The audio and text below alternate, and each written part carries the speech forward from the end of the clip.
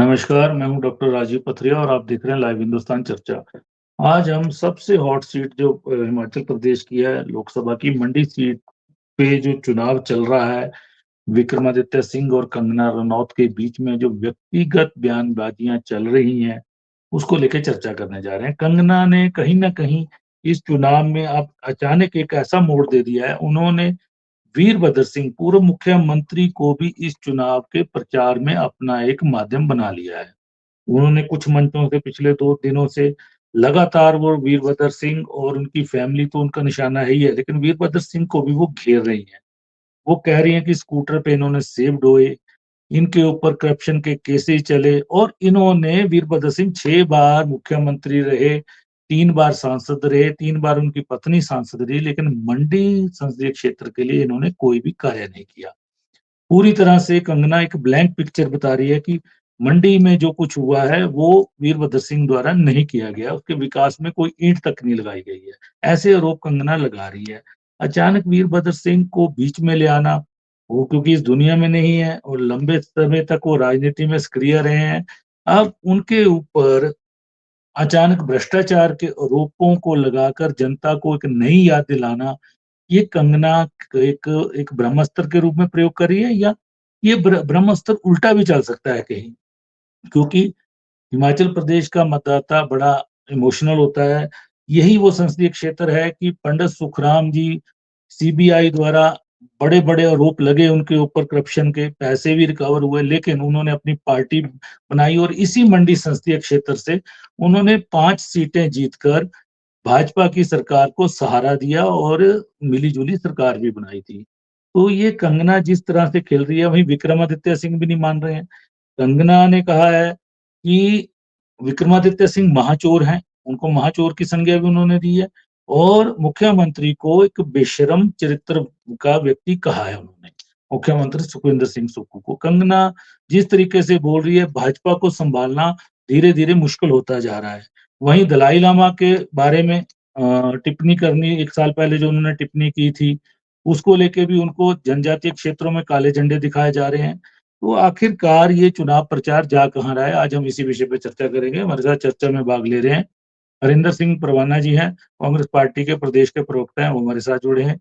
चंदन पंडित जी हैं, भाजपा के प्रवक्ता हैं, वो हमारे साथ चर्चा में भाग ले रहे हैं। आशुतोष जी हैं, राष्ट्रीय देवभूमि पार्टी के प्रवक्ता हैं, वो आज हमारे साथ चर्चा में जुड़े हैं। तो मैं सबसे पहले हरिंदर जी आपसे जानना चाहूँगा कि लगातार छींटाकशी चल रही है और अब थोड़ा-सा प्रहार ज़्यादा कंगना की तरफ से होने शुरू हो गए हैं। तो क्या इस चुनाव में ये व्यक्तिगत आक्षेप ही रहेंगे या थोड़ी बोली बदली भी जाएगी? क्योंकि अब तो चुनाव प्रचार को कम दिन रह गए और मतदान होने वाला है।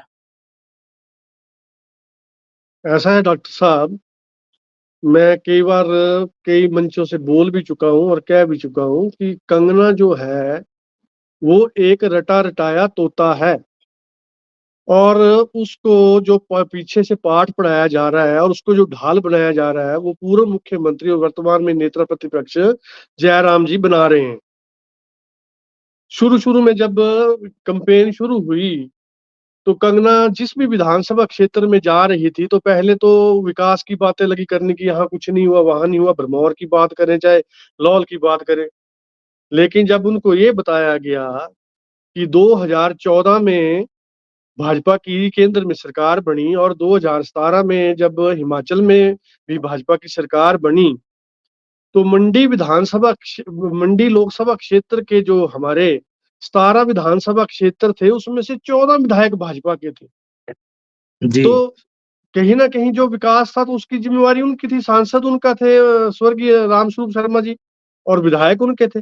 फिर उन्होंने अपना टारगेट कहीं चेंज कर दिया और खुद उनको पॉलिटिक्स की एबीसीडी का नहीं पता है। 3-4 दिन पहले ही उन्होंने एक प्रेस कॉन्फ्रेंस की मंडी में पहली बार लोकल मीडिया के सामने पेश हुई और उनमें उन्होंने माना कि ना तो मैं बीजेपी की सदस्य रही हूँ और ना ही मेरे को कोई इतना ज़्यादा पता है, लेकिन मैं अपनी पॉपुलैरिटी की वजह से और नेम फेम की वजह से जो है मेरे को भाजपा का टिकट मिला और इसलिए मैं चुनाव में उतरी हूँ। तो ये जो कंगना जो बोल रही है, ये खुद नहीं बोल रही है, उनसे बुलवाया जा रहा है। और 2 दिन से तो बड़ी ही हद हो गई है कि जब से उप मुख्यमंत्री मुकेश अग्निहोत्री जी सराज विधानसभा क्षेत्र में उन्होंने 2 सभाएँ की और पहली बार सराज में इतनी भीड़ जो थी वो देखी गई। उस भीड़ को देखकर कहीं ना कहीं जयराम जी की सिट्टी पिट्टी गुम है और वो कंगना को हथियार बनाकर उल्ट सीधी सीधी बयानबाजी करवा रहे हैं। अब रही बात जैसे कि जो स्पीति घाटी में हुआ, जो विरोध हुआ, तो वो विरोध कोई कांग्रेस ने नहीं करवाया। अरे आप जब किसी धर्म के मुखिया को बयानबाजी, आप वल्गर बयानबाजी करोगे, तो विरोध तो इनका मुंबई में भी हुआ था। जब ये बयान इनका आया था बाइडेन के साथ, राष्ट्रपति के साथ, अमेरिका के साथ, तो जी, विरोध तो पोस्ट आई इनके थी उनकी। लोगों ने इनके घर के बाहर भी प्रदर्शन किया था। कोई नया प्रदर्शन तो है नहीं। अब ये खुद चाहे कपिल शो हो, चाहे मीडिया में जो इनका फिल्मी में मीडिया में खुद बोलती है कि मैं हिली हुई हूँ और रायता फैलाना मेरा काम है। और मैं सबको ये आपको बताना चाहता हूँ कि इसको जो आज तक पॉपुलैरिटी मिली है, वो इसकी अपनी इन पागलपन हरकतों की वजह से ही पॉपुलैरिटी मिली है, जिसको भाजपा कैच चलिए, कराने की सोच रही है। नहीं, लेकिन परवाना जी एक बड़ी बात इन्होंने कही है कि मुझे, एक इंटरव्यू में आज पढ़ रहा था इनका, कंगना ने कहा कि राज परिवार सत्ता के नशे में चूर है और इनसे टकराने के लिए भाजपा के पास मंडी में कोई नहीं था, इसलिए मुझे हाईकमान ने चुना और भेजा, और मैं अब इनको बताऊंगी कि राजनीति होती क्या है। अगर ऐसी बात है तो क्या जयराम भी काबिल नहीं थे? क्या ये जयराम को जयराम से भी अपने आप को बड़ा मान रही हैं? असलियत में ये है कि जयराम जी को आदेश हो गया था कि आपने चुनाव लड़ना है, लेकिन वो चुनाव से भागे। उनको तो आजकल सपने दिखाई दे रहे हैं मुख्यमंत्री बनने के। और उन्होंने अपने कई वर्करों के गला घोंट कर कंगना को वो बॉम्बे से लाए, मुंबई से ला के उन्होंने उम्मीदवार बनाया। इसलिए उम्मीदवार बनाया कि मेरी जान बच सके। जी, लेकिन आपने, आपका कैंडिडेट कंगना पे बार-बार एक टिप्पणी कर रहा है कि मंदिरों की शुद्धि करनी पड़ेगी। ये भी कहीं न कहीं कंगना एक इसमें भी इमोशनल लोगों का और महिलाओं की एक सिंपैथी ढूँढ रही हैं। ऐसा क्यों कहा जा रहा है कि मंदिरों में वो ऐसा है जा रही हैं, डॉक्टर वो साहब सारे मंदिर कि साफ करने पड़ेंगे? ये जो बात उठ रही है, ये जो उसने खुद ट्वीट करके ये माना था कि वो गौमांस खाती थी। और उसने ये लिखा था कि मैं जब पहली बार गई और मेरी माताजी ने मेरे को ये बोला कि आपने सब कुछ करना है, लेकिन आपने वहां गौमांस नहीं खाना है। तो बोला मैंने सबसे पहले वही चीज की और मेरे को बड़ा स्वादिष्ट लगा। और इस चीज का जो विरोध है वो देव समाज और देव समाज के जो लोग हैं वो कर रहे हैं इस चीज का विरोध।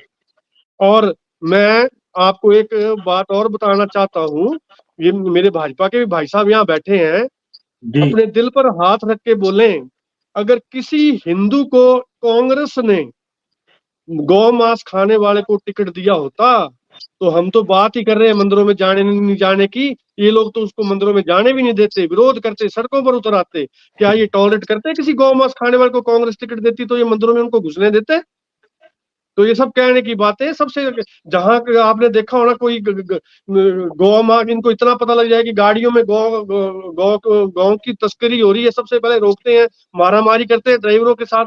और आज ये वही लोग हैं, घर घर इन्होंने जब भगवान राम की प्राण प्रतिष्ठा हुई तो इनका वर्कर घर घर गया, चावल के दाने और प्रसाद बांटा, हमें भी अच्छा लगा। जी, जी, जी, लेकिन जी, बाद में बिल्कुल, हद बिल्कुल। हो गई कि एक गौ मांस खाने वाली के नाम पर ये जी। वो के लिए वोट मांग रहे हैं घर घर जाकर।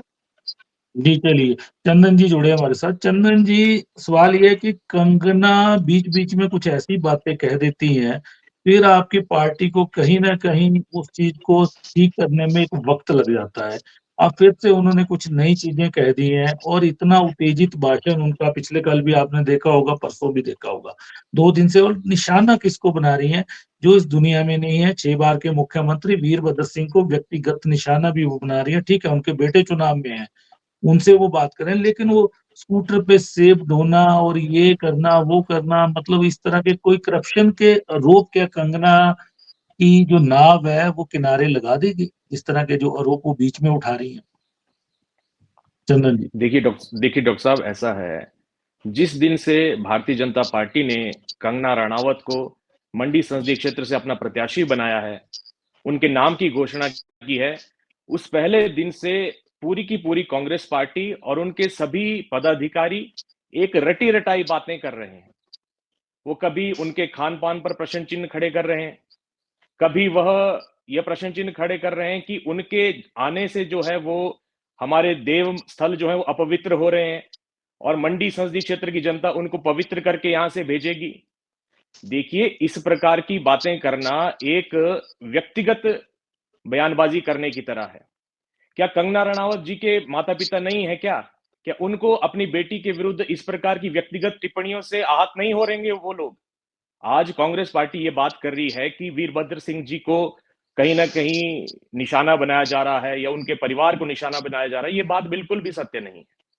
देखिए, विक्रमादित्य सिंह जी ने पहले ही ये व्यक्तिगत टिप्पणियां शुरू की और जब उनको क्रिया की प्रतिक्रिया मिलने लगी, तो वो आज छटपटा रहे हैं इन बातों से। क्या यह बात सच नहीं है कि जब विक्रमादित्य सिंह जी ने अपना त्यागपत्र मीडिया के माध्यम से जनता के समक्ष अपना रखा था, तो उन्होंने ये बात नहीं कही थी कि सुखविंदर सिंह सुक्खू जी ने 1.25 साल जो है उनकी सरकार के बीत गए, उनके पिताजी की मूर्ति लगाने के लिए 2 गज जमीन नहीं उनको दी आज तक। क्या उन्होंने किसी प्रकार से कोई विकास के मुद्दों के आधार पर तो अपना इस्तीफा नहीं दिया था? उन्होंने ये कहा था कि मैं भावनात्मक रूप से आहत हूं, दुखी हूं और इसलिए मैं इस सरकार में ठीक नहीं समझता हूं कि मैं किसी प्रकार की भागीदारी अपनी रखूं। तो इसमें अगर कंगना जी ने उनके प्रति यह कहा है, तो उसमें गलत क्या है? नहीं, उन्होंने अपना इस्तीफा महाचोर कहना कहीं ना कहीं और बेशर्म चरित्र मुख्यमंत्री को कहना, ये अच्छे शब्द है क्या राजनीति में आज के दौर में? देखिए डॉक्टर साहब, ऐसा है, जब इस प्रकार का आरोप प्रत्यारोप और पटाक्षेप रहता है, तो इस प्रकार के शब्दों का कहीं न कहीं, वैसे तो मैं नहीं मानता हूँ कि ऐसे शब्दों का नहीं, प्रयोग नहीं चंपू होना चाहिए और पप्पू इस तरह के, ये कोई भाषा इस तरह नहीं होती है। बॉम्बे के गलियारों देखिए में, देखिए उधर अरे स्लम अरे एरिया में इस तरह अरे की सर, भाषा चलती है, लेकिन हिमाचल डॉक्टर साहब प्रदेश में शायद इसको कोई एक्सेप्ट नहीं करेगा, ऐसी भाषा को, इस भाषा डॉक्टर का साहब प्रयोग होता ऐसा है कि है। आप एक चीज ये भी ध्यान दीजिए कृपा करके कि जिस प्रकार से कांग्रेस के सीपीएस कुल्लू से सुंदर सिंह ठाकुर हैं, वो किस प्रकार से कह रहे थे कि कंगना 4 दिन के लिए यहाँ ढींका चिक करने आई है, वो आएगी और निकल जाएगी। क्या इस प्रकार के शब्दों का प्रयोग करना, यहाँ इसकी शुरुआत कहां से हुई है? सबसे पहले तो ये देखने वाली बात है। और यदि इस प्रकार की शुरुआत रहेगी तो कहीं ना कहीं क्रिया की प्रतिक्रिया मिलती है, और अगर आप किसी को कुछ कहते हो तो आपको सहन करने की क्षमता भी रखनी चाहिए। जी, आप या तो अपने शब्दों का प्रयोग ठीक करें, और दूसरी बात यह है कि मैं बार बार अपने वक्तव्य में ये कहता हूं कि कांग्रेस जो है कभी भी मुद्दों पर आधारित बातें नहीं करती है। उनको नहीं इस वो तरह तो की नहीं, अनर्गल अनर्गल चंदन जी बातें करना। देखिए, इसमें मैं आपसे डिफर हूं बिल्कुल, क्योंकि विक्रमादित्य सिंह का जो डे वन से हम भाषण या अपने फेसबुक पे जो डाल रहे हैं, वो मुद्दों पर, डेवलपमेंट पे बात कर रहे हैं। और कंगना ने भी पिछले कल ही सिर्फ बात कही है कि मैं सेल्फ हेल्प ग्रुप से, पर्यटन से महिलाओं को जोड़ूंगी और अंतर्राष्ट्रीय जो हवाई अड्डा, जो कि जयराम ठाकुर जी का ड्रीम प्रोजेक्ट था, उसको आगे ले जाऊंगी। पहली बार उन्होंने डेवलपमेंट की बात की है। अब तक तो वो जी, उनका भाषण अलग अलग मोर्चों की तरफ चलता रहा। नहीं, ऐसा ऐसा बिल्कुल भी नहीं है। कंगना जी केवल और केवल विकासात्मक मुद्दों पर चुनाव लड़ रही हैं, और भारतीय जनता पार्टी का प्रत्येक कार्यकर्ता उन्हीं मुद्दों को लेकर अपने विधानसभा क्षेत्र में अपने बूथ स्तर पर जा रहा है। आप एक बात सोचिए कि जिस प्रकार से पहला बयान जो रहा था अपना कांग्रेस के प्रत्याशी विक्रमादित्य सिंह जी का, उन्होंने ये कहा था कि हिमाचल में ये जो कंगना रनावत चुनाव लड़ने आई है, हिमाचल की जनता इनको 4 जून को पवित्र करके भेजेगी। क्या इसकी शुरुआत विक्रमादित्य सिंह जी ने नहीं की थी? इससे पहले क्या उनको, उनके प्रति किसी भी प्रकार के व्यक्तिगत शब्दों का प्रयोग क्या भारतीय जनता पार्टी की प्रत्याशी कंगना रनावत जी ने किया था? ऐसा बिल्कुल भी नहीं है। कांग्रेस केवल ढोल पीटती है उन बातों का जिनका जनता से और विकास के मुद्दों से कोई लेना देना नहीं है। जी, जी डॉक्टर चलिए, साहब। आशुतोष जी जुड़े हैं। आशुतोष जी, ये जो मौजूदा राजनीति चल रही है, एक नया ट्रेंड देखने को मिल रहा है हिमाचल के लोगों को, मंडी के अंदर विक्रमादित्य और कंगना रनावत के बीच में। तो विक्रमादित्य कुछ बोलते हैं, कंगना रनावत उसका भरपूर जवाब देने की कोशिश करती है, लेकिन शब्दों का चयन सही नहीं हो पाता है उनसे, उस पे कोई वो नहीं है। वहीं पे देव समाज की बात हो रही है कि देव समाज कहीं ना कहीं उनसे खफा है। विक्रमादित्य सिंह ने बड़ा बयान दिया है कि देव समाज खफा है। और खफा किस लिए, परवाना जी ने कह दिया, क्योंकि उन्होंने एक इंटरव्यू में, पुराना उनका इंटरव्यू वायरल किया जा रहा है कि वो बीफ खाती थी, गोमांस खाती थी, लेकिन अब वो कह रही है कि मैंने बीफ नहीं खाया, अब क्योंकि वो चुनावों में है, जनता की कसौटी पे खरा उतरना है उनको। जी आशुतोष। देखिए डॉक्टर साहब, जो भी हिमाचल प्रदेश में हो रहा है वो अगर एक बड़े परिप्रेक्ष्य में देखा जाए तो मैं अगले 2 मिनट में ये बता दूं कि जो पूरे हिंदुस्तान में हो रहा है, हिमाचल में बस उसकी पुनरावृत्ति हो रही है। पूरे हिंदुस्तान में जो चुनाव चल रहा है वो जाति, धर्म, आपस में लड़ाओ भिड़ाओ की ही राजनीति पर चल रहा है, चाहे कोई भी पार्टी उसको कर रही है। डेवलपमेंट, बेरोजगारी, महंगाई जैसे मुद्दे इनके मैनिफेस्टोज तक से गायब हैं, इनके भाषणों से गायब हैं। मोदी जी के, चाहे राहुल गांधी जी के पिछले कितने भी भाषण सुन लीजिए, उसमें क्या इन मुद्दों पर बातचीत कर रहे हैं वो जनता के सामने पब्लिक डोमेन में। अब देखिए, हिमाचल की जहां तक बात करते हैं तो हिमाचल में वर्ष 2024 में राजनीति जिस निचले स्तर पर पहुंची है, शायद हिमाचल ने उस तरह की राजनीति अपने पिछले इतिहास में देखी नहीं थी, और उसका पूरा का पूरा श्रेय जाता है भारतीय जनता पार्टी को। पहले इन्होंने राज्यसभा के चुनावों में धांधली करवाई, 6 एमएलए कांग्रेस के तोड़े, चलती हुई सरकार को गिराने की कोशिश की, और अब जो मंडी संसदीय क्षेत्र से इन्होंने प्रत्याशी कंगना रनौत जी को खड़ा किया है, देखिए मुझे पहले हम लोग इनका विरोध करते थे, लेकिन अब हमें भारतीय जनता पार्टी वालों पर दया आती है, क्योंकि इनको सामने से किसी दूसरे विरोधी की आवश्यकता ही नहीं पड़ रही है। इनका प्रत्याशी जहां जाकर के मुंह खोलता है, इनके पूर्व मुख्यमंत्री जी, इनके प्रवक्ताओं जी को उसका जवाब देना वही मुश्किल हो जाता है। कंगना रनौत केवल और केवल हिमाचल प्रदेश में अपनी पॉपुलैरिटी बढ़ाने और अपने आप को राजनीति में एस्टेब्लिश करने के लिए आई थी, ये बात वो खुद कह चुकी है। अब रही बात उनकी बयानबाजी की, जो गौमांस का मुद्दा सबसे पहले राष्ट्रीय देवभूमि पार्टी ने उठाया था और पुरजोर तरीके से उठाया था। देखिए, साल 2019 में टीम कंगना रनौत ने अपने ही एक ट्विटर चैनल से, अपने ट्विटर अकाउंट से एक यूजर को ये कहा था, एक यूजर ने उनके किसी इंटरव्यू के ऊपर, जिसका अभी कांग्रेस के प्रवक्ता महोदय ने भी जिक्र किया कि एक इंटरव्यू उनका छपा था जिसमें उन्होंने कहा था कि मेरी मां ने इनकार की थी और मैंने फिर भी खाया। उसका जवाब देते हुए टीम कंगना रनौत ने 2019 में अपने ट्विटर हैंडल से जवाब दिया था कि हाँ, कंगना रनौत बीफ खाती थी, अब वो छोड़ चुकी है, ये फलाना फलाना अपने आप उनके मुंह से उन्होंने माना है।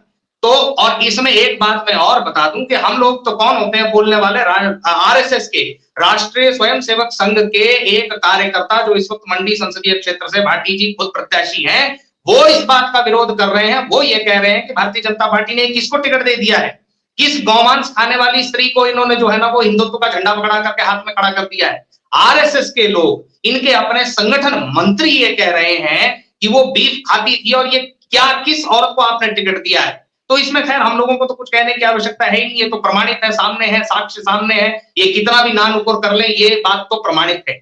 दूसरा, रही बात इनकी बयानबाजी की, तो मैं बहुत विनम्र भाषा में ये कहूंगा कि चाहे राजा विक्रमादित्य सिंह जी हो, चाहे कंगना रनौत जी हो, ये डेवलपमेंट के मुद्दे पर ना चुनाव लड़ रहे हैं, ना इनको डेवलपमेंट से कोई मतलब है। विक्रमादित्य सिंह जी मंडी की जनता का विश्वास जीतने गए, अपने विधानसभा क्षेत्र शिमला रूरल का वो विश्वास खो चुके हैं। वहां की जनता ये कह रही है, आम व्यक्ति ये कह रहा है कि यार ये कैसा नेता है, इसको हमने 2 बार एमएलए बनाया, मंत्री बनवाया, और ये व्यक्ति जो है सुबह इस्तीफा देकर के चला गया और शाम को स्कूल से, कॉलेज से भागे हुए किसी लड़के की तरह जो है ना वापस आकर के विधानसभा में बैठ गया। तो देखिए, जो व्यक्ति अपना विश्वास खो चुका है वो मंडी की जनता का विश्वास जीतने की क्या बात करता है।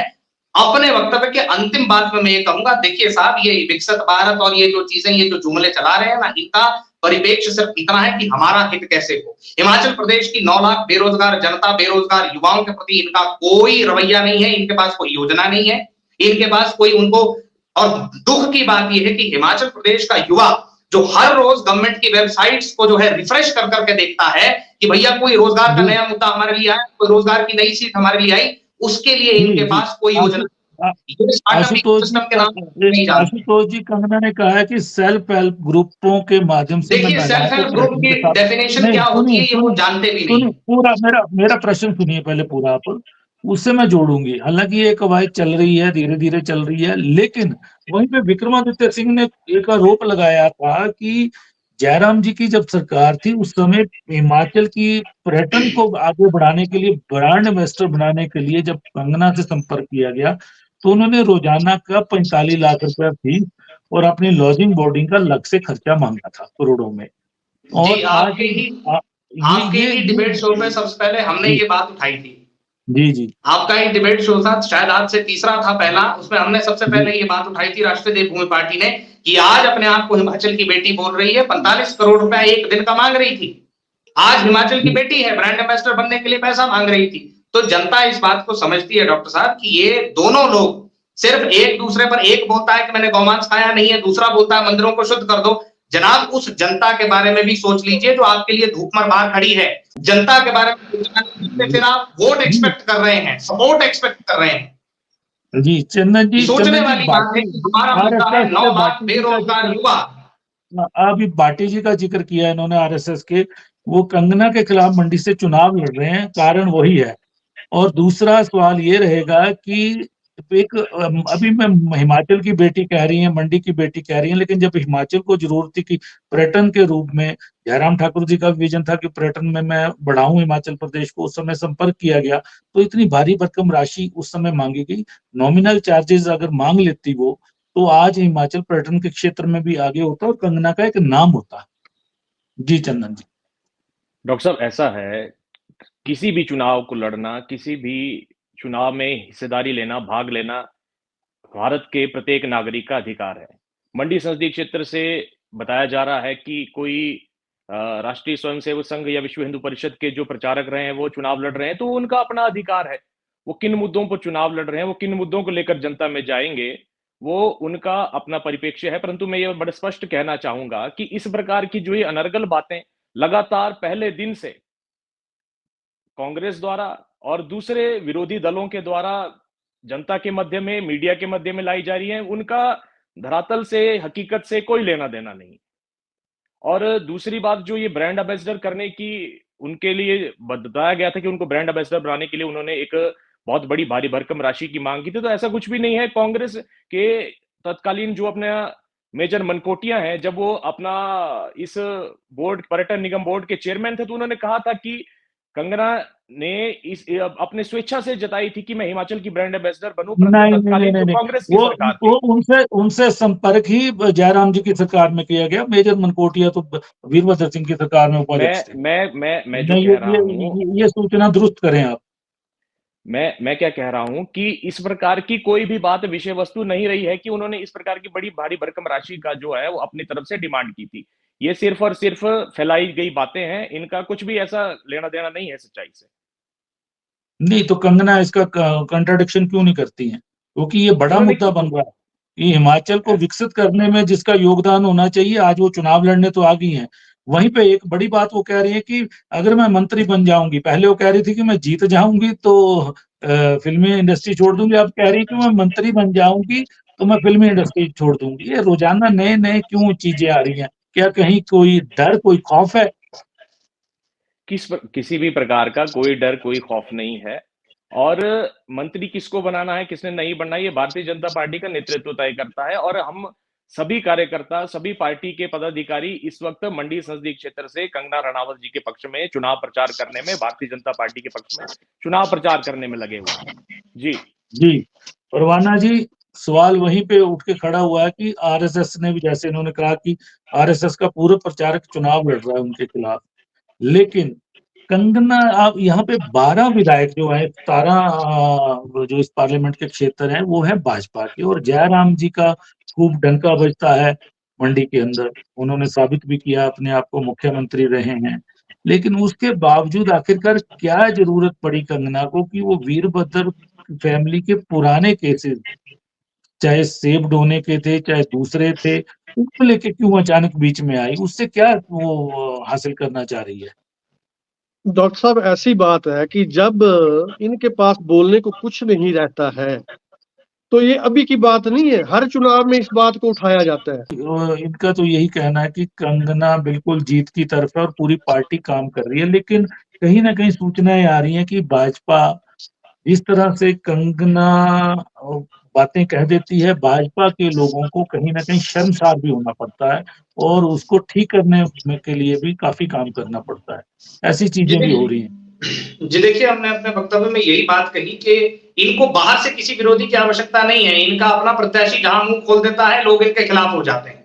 भाजपा के अपने वर्कर, अपने लोग इनकी प्रत्याशी महोदया के भाषणों में जो है सीरियसनेस तलाश रहे हैं। उनकी तलाश है कि हमारी जो ये एमपी कैंडिडेट हमने चुनी है, हमारे को जो दी गई है, वो कोई अच्छी बात कहे जिसका हम प्रचार कर सके। रही बात राजा वीरभद्र सिंह की, तो देखिए मैं एक बात बिल्कुल साफ कह दूं, हिमाचल प्रदेश में कोई भी पार्टी हो, किसी भी विचारधारा का कोई व्यक्ति हो, समान रूप से राजा वीरभद्र सिंह साहब की इज्जत और सम्मान करता है। उनके प्रति इस तरह के अपशब्दों का इस्तेमाल हिमाचल प्रदेश की राजनीति में रहने वाला कोई व्यक्ति नहीं करता। और वो इसलिए क्योंकि राजा वीरभद्र सिंह किसी एक पार्टी के नेता नहीं थे, वो पूरे हिमाचल प्रदेश के नेता बनकर उभरे। आगे उनका परिवार क्या करता है, विक्रमादित्य जी क्या करते हैं, ये उनकी अपनी निजी चीज है, वो उस लेगेसी को कैरी फॉरवर्ड कर पाते हैं या नहीं कर पाते। जहां तक मैं कंगना जी की बात कहूं तो शायद हिमाचल प्रदेश में इससे निचले स्तर का कैंडिडेट हमने देखा नहीं जो इससे घटिया बातें करता हो, जो इससे ज्यादा गिरी हुई बातें करता हो, जिसके पास जो जब मुंह खोलेगा तो उसकी बात सुनकर के सामने वाले को गुस्सा ही आए।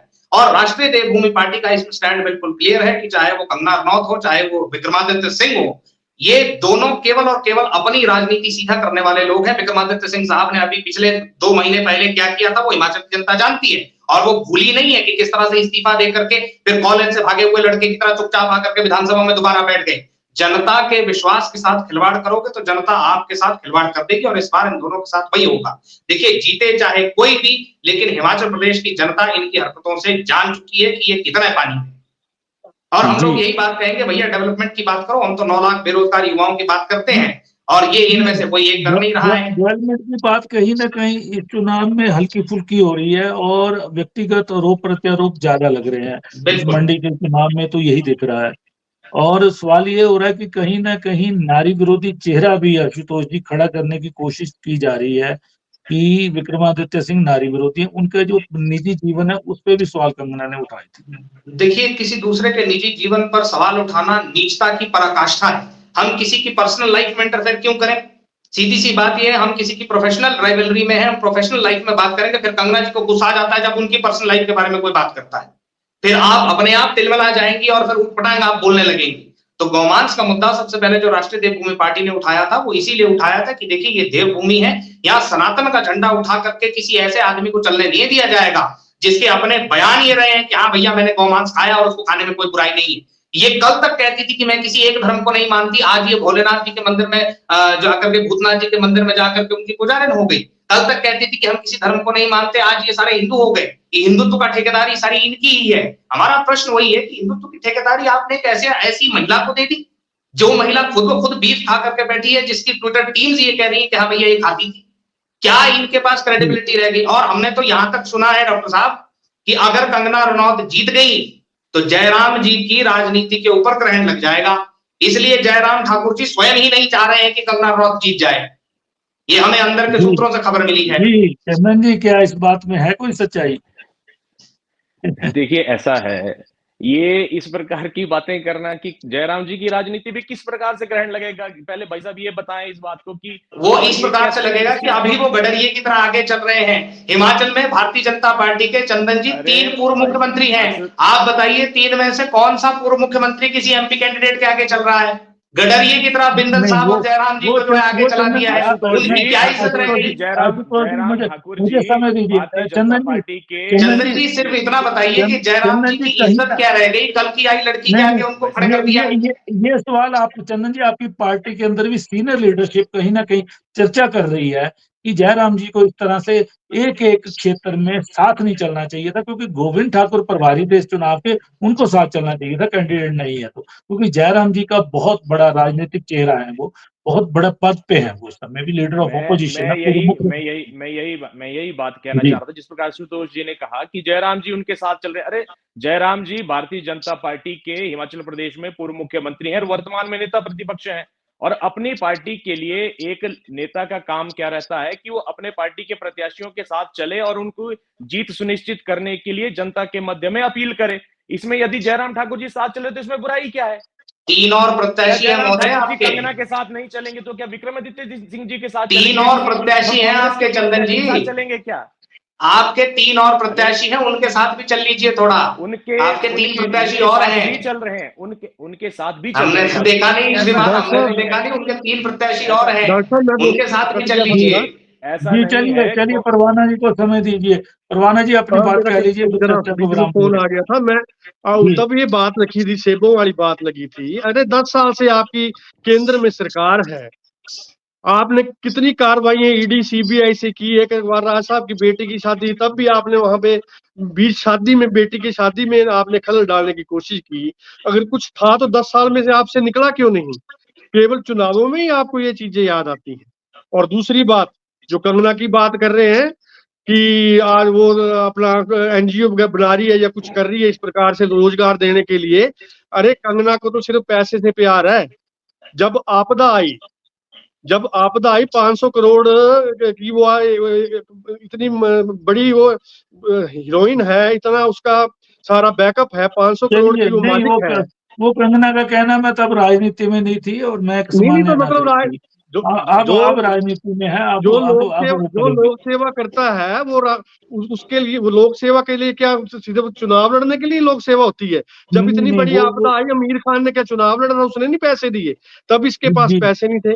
और आज जो ये वक्तव्य दे रही है कि मैं तब फिल्म इंडस्ट्री तब छोड़ूंगी अगर मेरे को मंत्री बना दिया जाएगा, मतलब कि सोच रही कि मंत्री पद मिलेगा तो वहां भी इसको पैसों की कहीं ना कहीं शर्तों की राजनीति भी इसको कह सकते हैं, कहीं ना कहीं जीतने की कोशिश के लिए मंत्री पद का नाम लेना भी कह सकते हैं इसको, कि जीत सुनिश्चित की जा सके। चलिए चर्चा को विराम देते हैं, समय हो गया। तो आज हम चर्चा कर रहे थे कि कंगना रनौत और विक्रमादित्य सिंह के बीच में कहीं ना कहीं शब्दों की एक जंग चली हुई है और उसको लेके आपस में कुछ ऐसे शब्दों का चयन हो रहा है जिसको लेके मंडी लोकसभा क्षेत्र का चुनाव पूरी तरह से प्रभावित हो रहा है। मुद्दों की बात कहीं कभी कभार हो रही है लेकिन व्यक्तिगत आक्षेप दोनों पे लग रहे हैं।